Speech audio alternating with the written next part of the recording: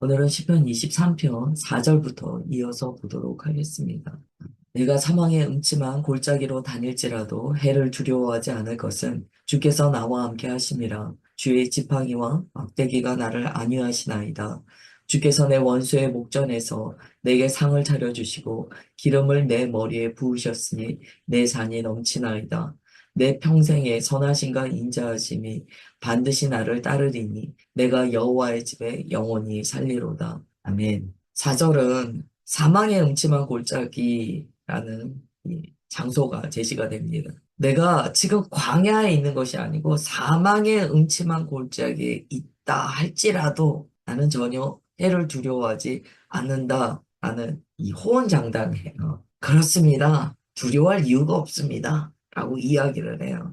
여기 사망의 음침한 골짜기라고 해석된 말을 히브리어 원어로 보면은요, 죽음의 그림자라는 의미를 갖습니다. 그러니까 정말 죽음이라는 인간이 거부하지 못하는 가장 고통스러운 그 순간에서도 두렵지 않다라고 얘기하는 것. 그 이유는 단 하나입니다. 하나님께서 나와 함께 하시기 때문이다. 결국 그리스도인은 주님께서 나와 함께 하신다는 이 임마누엘의 은혜로 인하여 삶의 어떠한 순간에도 두렵지 않을 수 있다는 거죠. 우리가 주님과 함께하는 그 큰 복을 받았습니다. 주님께서 우리와 함께 하시기 때문에 우리가 삶에 어떠한 형편이 있을지라도 나를 통치하시고 온 세계를 이끌고 계신 하나님과의 동행이 우리를 만족하게 하며 두렵지 않게 합니다. 특별히 지팡이와 막대로서 목자가 양을 인도하고 있는 것을 이야기하는데요. 목자가 양을 인도할 때 그 목적이 분명합니다.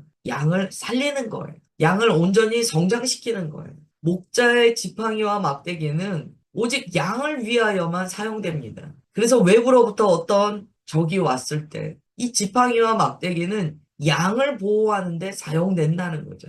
결국 우리에게 목자가 계시다. 주님께서 우리와 동행하신다. 라는 이 믿음은 우리를 평강으로 인도합니다. 그럴 수밖에 없어요. 예수님께서는 십자가 지시기 전에 겟세마네에서 혼자 기도하셨어요. 그때 예수님께서 이러한 사망의 음침한 골짜기를 통과하셨습니다. 이 통과를 제자들에게 보여주심으로써 기도의 승리와 믿음의 승리가 무엇인지를 깨닫게 해주셨다는 거예요. 여기서 중요한 것은 사망의 음침한 골짜기가 없다라고 얘기하진 않으신 거죠. 예수님조차 겟세마네 동산에서 기도하실 때 그러한 지경을 통과하시는 것을 보여주셨다는 거예요. 결국 사람의 삶이라는 것은 어려움의 순간이 있습니다.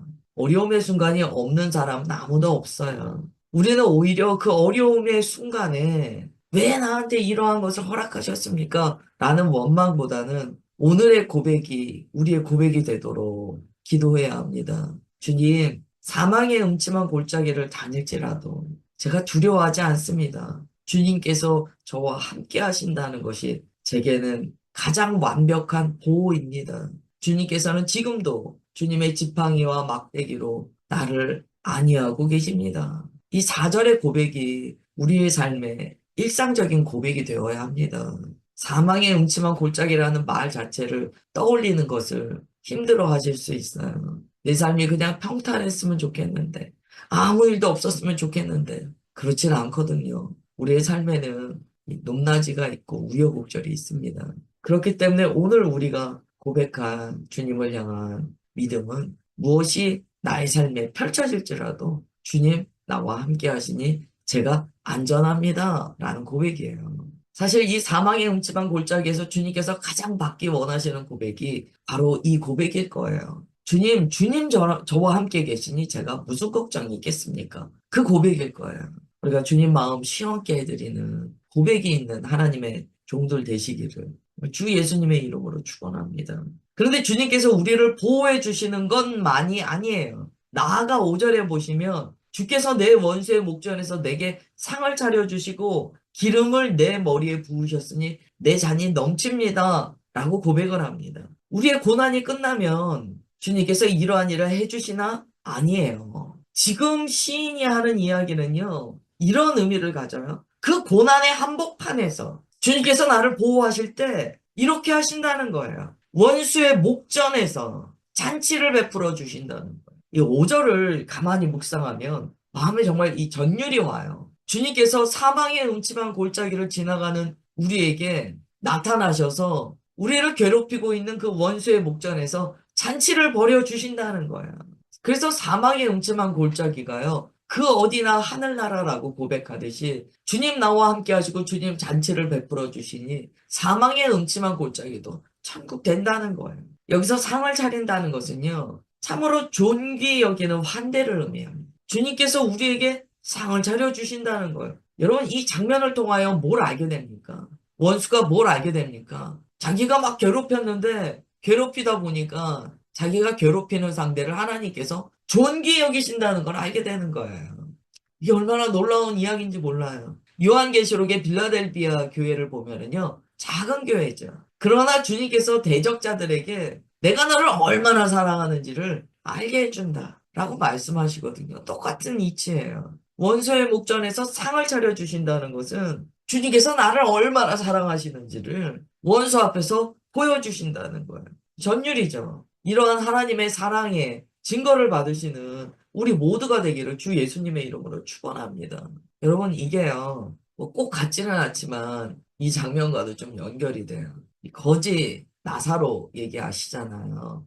아마 부자가 그렇게 삶이 힘든 이웃들에게 온정을 베풀지를 않았던 것 같아요.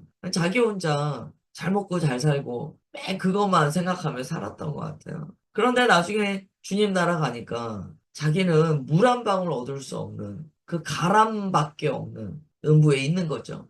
봤더니 거지 나사로는 아브라함 품에 있는 거예요. 여러분, 이 장면을 잘 생각해 보십시오. 이 장면이 죽어서만의 일이다라고 생각하면 너무 멀게 느껴져요. 그런데 이 일이 살아서 일어나는 하나님의 은혜다라고 생각해 보십시오. 주님께서 우리를 얼마나 보호하고 지키시고 또한 우리를 존귀한 자로 늘 사랑하시고 환대해 주시는지를 깨닫게 됩니다. 우리의 삶에 진리를 지키고자 몸부림치며 불이익도 감수하며 오직 예수님을 향한 마음을 지키려고 좁은 길로 걸어갈 때 주님께서 우리의 삶 중간중간에 이런 은혜를 주세요. 원수의 목전에서 상을 차려주시며 내가 사랑한다. 내가 이 자녀를 깊이 사랑한다. 라는 걸 보여주신다는 거예요. 여러분, 오늘 이 경험이 참으로 믿음 안에 실제되시기를 주 예수님의 이름으로 축원합니다. 오늘 말씀은 죽어서의 얘기가 아니에요. 사망의 음침한 골짜기 안에 있는 자를 향한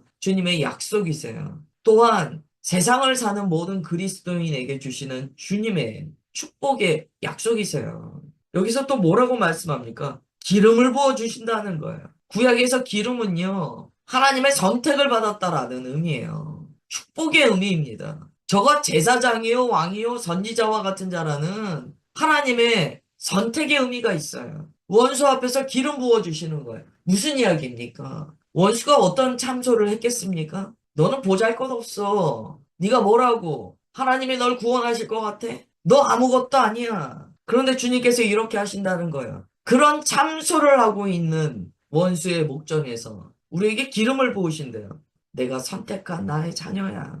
전율이죠. 원수의 목전에서 상 차려주시고 기름 부어주시는 주님. 그게 그리스도인의 삶입니다. 그리스도인은 이걸 알아요. 우리가 알아요. 아무리 세상에 뭐 권력이나 세상의 기준으로 화려한 사람이 때로 억압하고 핍박할지라도 우리가 압니다. 하나님의 양을 돌보시는 그 은혜를 우리가 알아요. 예수님께서 우리의 목자 되사 양을 돌보시고 양을 풍성한 축복의 은혜로 이끌어 가시는 것을 우리가 알아요. 여러분, 이걸 참으로 경험하시기를 축복합니다. 그러니까 뭐라고 이야기합니까? 내 잔이 넘칩니다. 내 잔은요, 잔은 자기 자신이에요. 자기 자신 안에 하나님의 은혜가 넘친다는 거예요. 어디에서요? 사망의 음침한 골짜기에서도 주님과 함께하니 내게 주님의 은혜와 평강과 축복이 넘치고 넘친다고 고백하는 거예요. 이게 주님과 함께하는 자의 특징입니다. 함께하는 자의 특징이에요. 주님께서 우리와 함께 하시면 늘 우리가 경험하는 게 넘친다는 거예요. 넘쳐나는 거예요. 와, 내 안에 주님의 은혜가 넘쳐나네. 넘쳐나네. 사망의 음침한 골짜기라는 이 죽음의 그림자, 앞에서 이것을 경험했다는 것은 참 그리스도인의 삶이 세상으로서 이해할 수 없는 삶이라는 것을 가르쳐 줍니다. 이해 못하는 거예요. 저들이 왜 저래? 왜 저런 죽음의 그림자 앞에서도 저렇게 좋다고 기뻐하고 그래? 그게 요한계시록이잖아요. 이때 6절 시인이 주님께 이렇게 고백해요. 내 평생에 선하신가 인자하심이 반드시 나를 따르리니 내가 여호와의 집에 영원히 살리로다. 아멘. 여기는 평생, 반드시, 영원히라는 단어가 사용됩니다. 이것은 그치지 않는다는 거예요. 영원한 약속이라고 고백해요. 여기서 중요한 단어는 따르다예요. 내 평생에 선하신가 인자심이 반드시 나를 따른다라고 이야기해요. 여러분, 따른다라는 게 무슨 의미입니까? 쫓는다, 추격한다 이런 의미예요. 여러분, 주님을 모를 때는 삶을요, 쫓기듯 한 삶을 살잖아요. 도망자의 삶을 살잖아요. 또 예수님을 믿었는데 보니까 원수가 나를 막 쫓아오는 거예요. 여러분, 다윗이요. 사울이 계속 쫓아오는 것을 경험한 사람입니다.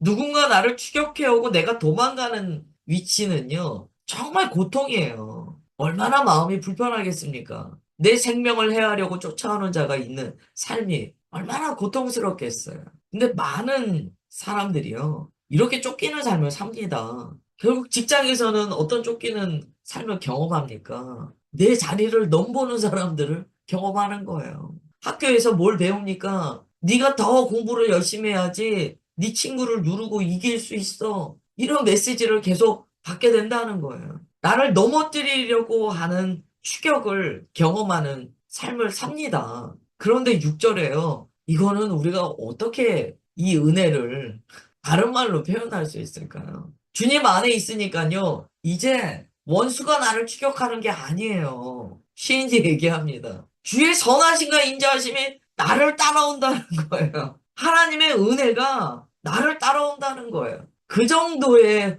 경험을 한다는 거예요. 은혜가요. 야, 내가 너한테 은혜 줄게. 내가 너에게 하나님의 선하심을 베풀게. 내가 너에게 하나님의 자비하심을 줄 거야. 하나님의 선하심과 인자하심이요. 내게 부어지고 싶어서 못 견디는 삶을 산다라고 이야기해요. 평생토록. 이 6절이 얼마나 그래서 이 표현을 묵상하다 보면 웃음이 나와요. 여러분 시인이요. 이걸 상상한 게 아닙니다. 자신이 경험하기 때문에 이야기하는 거예요. 시인이 경험하는 하나님은 어떤 하나님이십니까? 내게 주의 선하심과 인자하심을 베풀고 싶으셔서 못 견디는 하나님. 내게 기름 부으사 나를 축복하시기 원하셔서 못 견디시는 하나님을 경험했다는 거예요.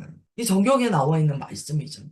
우리에게 지금 이 6절, 이 내용이 실제가 되기를 참으로 주 예수님의 이름으로 축원합니다. 아멘, 아멘이에요. 왜 그리스도인이 우리를 복 주시기 원하셔서 복 주시려고 우리를 추격하기까지 하시는 하나님의 그 마음을 모릅니까?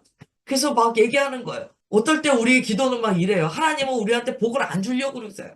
근데 우리가 막 주님을 막 붙들고 흔드는 거예요. 제발 복 좀 주세요. 제발 복 좀 주세요. 6절에서 시인의 고백은 그렇지 않아요. 주의 선하심과 인자하심이 나를 쫓는다, 추격한다 라고까지 이야기합니다. 하나님의 절대적인 의와 자비, 헤세드의 사랑이 나를 쫓으시기 때문에 그래서 누가 그리스도의 사랑에서 우리를 끊을 수 있겠습니까? 없다는 거예요. 그리고 시인이 이야기해요. 그러니까 나는 영원토록 하나님의 집에서 거합니다. 라고 결론 내려요. 하나님의 임재 안에 거합니다. 라고 결론 내려요. 여러분, 우리가 주님과 동행하는 삶이요. 바로 시편 23편의 삶입니다. 주님이 나의 선한 목자 되신다라고 고백하는 삶이 이런 삶이에요. 사망의 음침한 골짜기에서도요. 원수의 눈앞에서 상을 차려주시고 기름 부어주시는 주님을 경험하는 삶이에요. 주님께서는 우리에게 선하심과 주의 자비하심을 늘 베풀기를 원하시며 우리를 전후좌우로 안수하사 주 임재 안에서 우리에게 날마다 복 주시기를 원하시는 하나님이에요. 여러분 아론의 축복 생각해 보세요. 복 주시기를 원하신다라고 되어 있어요. 그게 이거예요. 내 평생의 선하심과 인자하심이 반드시 나를 따르리니. 뭐 맞는 표현인지 모르겠어요. 주님께서는 아무 문제 없으세요. 주님께서는 정말 아무 문제 없으세요. 뭐가 문제입니까? 선한 목자 대신 주님 안에 거하지 않고 자꾸 집 나가는 양이 문제예요. 양이. 그런데 주님께서 어떻게 하셨어요? 그 양 한 마리 찾으려고 자꾸 찾아내시는 주님이세요. 무슨 이야기입니까? 나를 추격하시는 주님, 나를 놓지 않으시는 주님. 시편 23편은요, 사실 이 목자가 무엇인가를 알면 이해가 빨라요. 목자의 마음을 알면 빠릅니다. 우리가 주님을 믿는다는 것은 주님의 성품을 믿는 거예요. 주님, 내게 복 주시기 원하시는 주님, 내게 주의 선하심과 인자하심을 주시기 원하시는 주님, 그 주님을 우리는 선한 목자라고 불러요.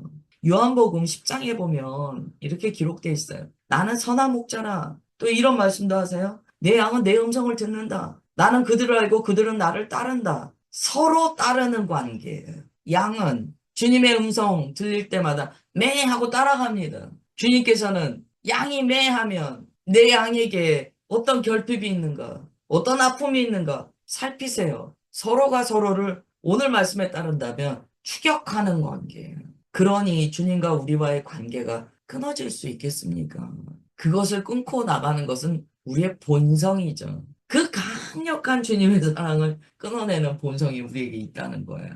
그래서 시편 23편이 정말 은혜가 돼요. 여러분 1절 다시 한 번만 고백하겠습니다.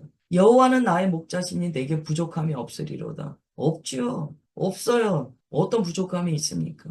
기도하겠습니다. 하나님, 주님의 시편 23편을 통하여 우리를 놓지 않으시는 주님을 경험합니다. 우리를 따르시고 우리를 놓지 않으사 주님의 복을 부어주시는 주님을 경험합니다. 이 아침에 함께 예배드린 주의 자녀들, 원수의 목전에서 상을 차려주시고 기름을 부으사 부족함이 없다는 충만의 고백을 우리에게 하게 하시는 것을 믿습니다. 주님, 이 시간 자녀들에게 주의 선하심과 자비하심을 깊이 베풀어 주옵소서. 마음이 주님의 그 은혜를 감각하도록 마음의 굳은 부분을 제하시고 오직 주님 사랑 안에 잠기게 하옵소서. 주님 그러한 마음으로 한 날을 시작합니다. 주님 하루의 모든 삶 이끌어 주시고 주님의 능력과 사랑으로 채워 주옵소서. 그렇게 역사하심을 감사드리오며 사랑하는 주 예수 그리스도의 이름으로 기도드리옵나이다. 아멘.